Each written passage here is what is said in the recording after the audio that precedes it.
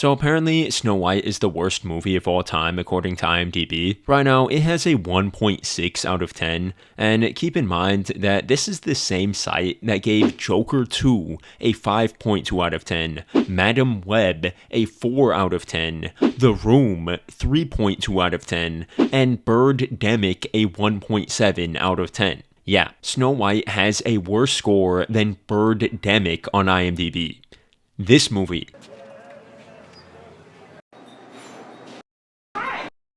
Hi.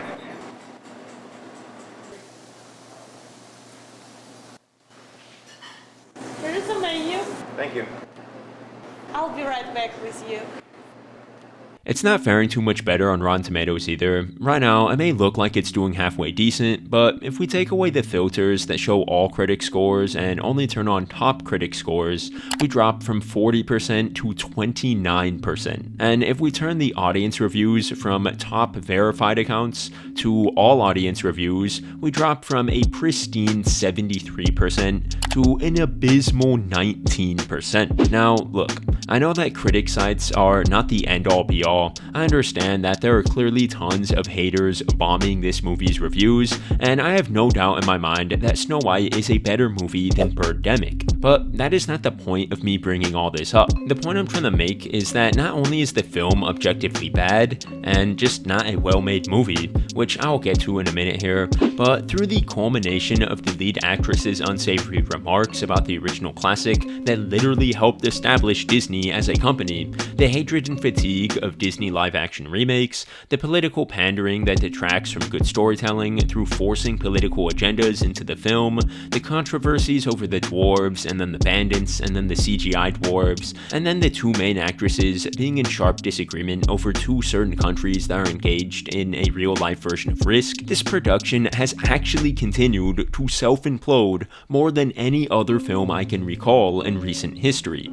I mean, I really can't recall a more hated movie before it even hit theaters than this movie. It was set up to fail, and fail spectacularly did it ever. Due to reshoots, this movie's budget was rumored to be at least over $250 million, with some estimates hovering around $350 million, and if we account for marketing costs and how much theaters take percentage-wise from the total revenue of ticket sales, then Snow White basically had to make anywhere from $500 to $800 million just to break even. So with that knowledge, can y'all guess what it was able to put up domestically in its opening weekend? $43 million. $43 million. But you know what? Sometimes movies have a slow start, and then once word gets out about how good they are, they have a bounce back week, and oh. Yeah, Snow White literally lost its #1 box office spot to The Working Man on its second weekend. The Working Man. Safe to say that it's not going to get anywhere near that $800 million mark. Wow, this is actually a failure that is almost in the same tier as Concord. I don't have a transition for this. Cue the part of the video where I play a bunch of clips and memes making fun of how empty the theaters for Snow White are. Everyone who hates when I win, that despite my flaws, and despite my cracks and my breaks, and there are many of them, that at every premiere and everything I do, people will wait in line to see.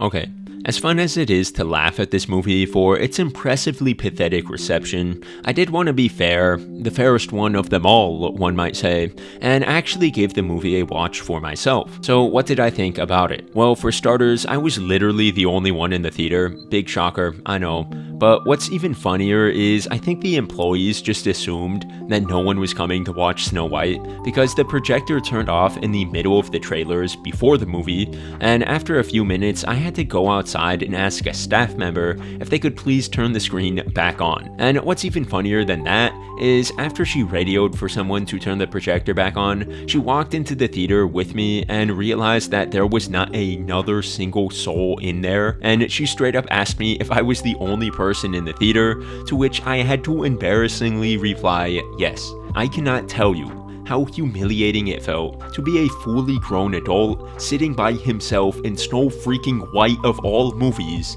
and having to ask the employees to turn the movie back on because I needed to see it, and then basically getting called out for being the only sad, lonely soul in the entire theater. But I endured all that shame in order to give this movie a fair review, and now I can say, having watched it, yeah, it's bad.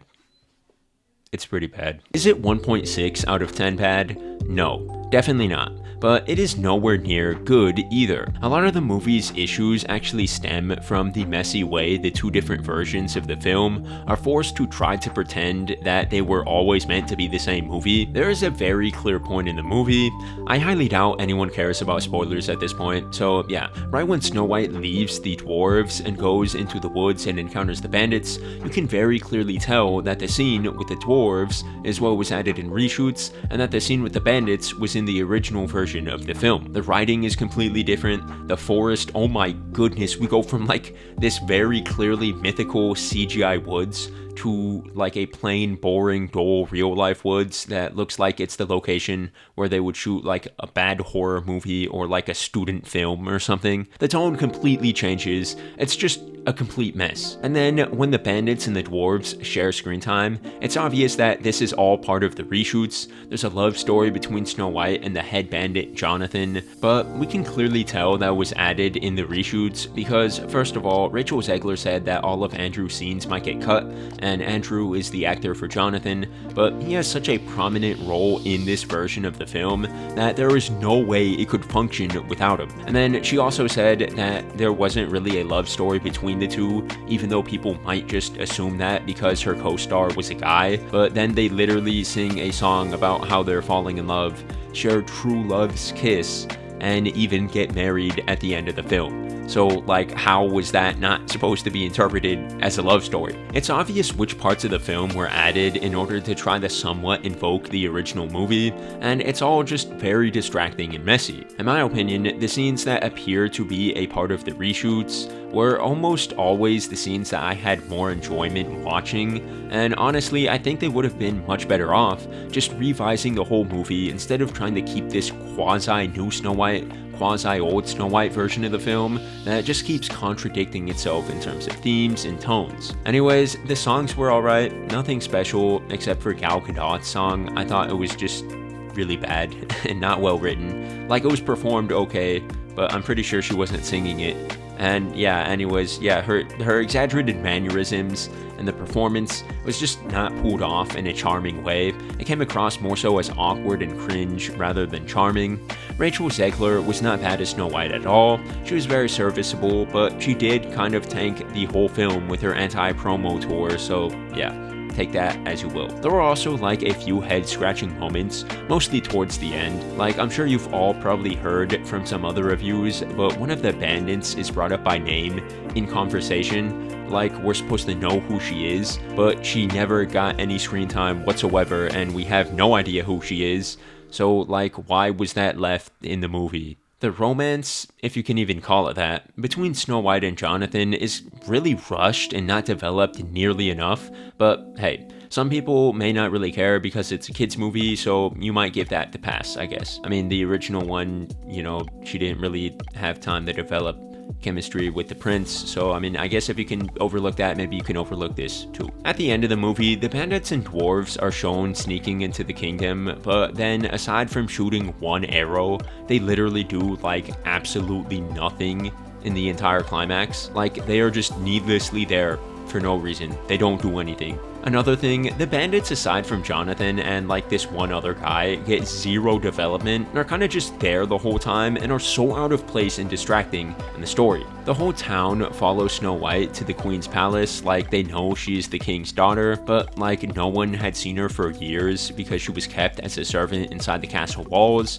Like at the beginning, Jonathan didn't know she was Snow White when he saw her, but then when the town sees her, I guess they just randomly somehow know it's her somehow. That doesn't really make any sense. The guards betray the queen because Snow White knows all of their names and like what they used to do before they got turned into soldiers, and I guess the queen didn't remember them or something, so that's enough for them to turn their loyalty to Snow White. Yeah, I guess the queen drafted a bunch of Kevin Durant's or something. But yeah, the queen randomly decides to smash the magic mirror in a fit of rage, and then it somehow sucks her into it, and then that's how they beat her. The end of the movie is really bad, guys. I mean, the whole movie is just really bad for the most part. If I had to give it some praise, the costume design was pretty good. I mean, like, it was pretty solid except for the bandits.